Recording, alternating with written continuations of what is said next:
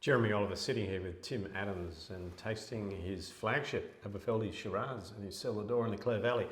This wine is vintage 2018 and it is a product of a lot of selection of sites and parcels and barrels, and it's put together in a very, very meticulous way. It's given some very, very flash, tight-grained oak from both France and the United States, Tim.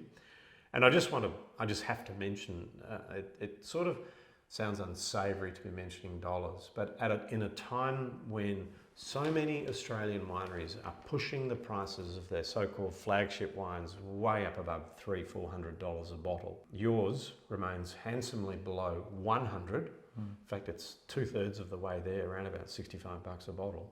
So that really is another reason for people to consider this wine. You do not equate price with quality when you are buying wine from this country.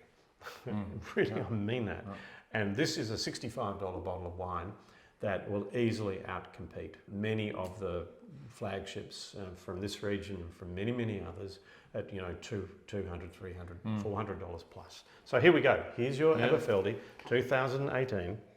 It's dense, it's spicy, it's rich, it's chocolatey, and as you've just been saying, Tim, it reeks of licorice. Yeah, absolutely. This is a special vintage 18. 18 was a great year. It was warm and dry. We didn't have any interruption to picking. We didn't have too much rain.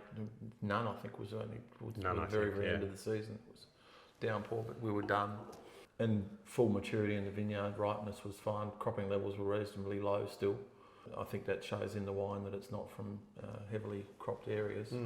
Just a classic warm Clare summer. And if we're looking, when you're seeking to make Aberfeldy, if you're writing your benchmark standards for the wine, I'm imagining you're wanting to see varietal richness and purity handsomely supported with oak. That's part of your style and character in this wine. You're seeking longevity. You're seeking layers of flavour and texture. You're also seeking purity. You're not looking for strange, funky artefact in this wine. No.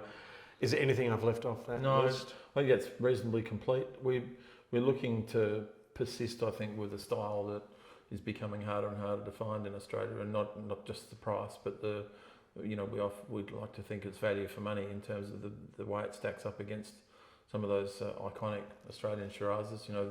You can get a dozen bottles of this for the same price as a bottle of a couple of the wines that we speak of. And you can have a dozen nice experiences instead of just one. It's here to represent what we can do in Clare, and Clare's sometimes not held up with such high regard for Shiraz as Barossa and McLaren perhaps.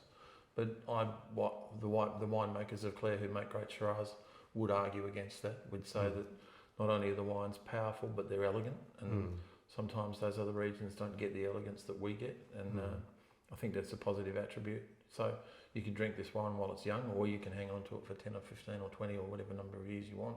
It'll last a very long time, and be beautiful all the way through its life. Yeah, unbelievable. Well done, Tim. So this is the Tim Adams Aberfeldy Shiraz. So Tim's reserve wine, his top signature wine, if you like, flagship, whatever you want to call it.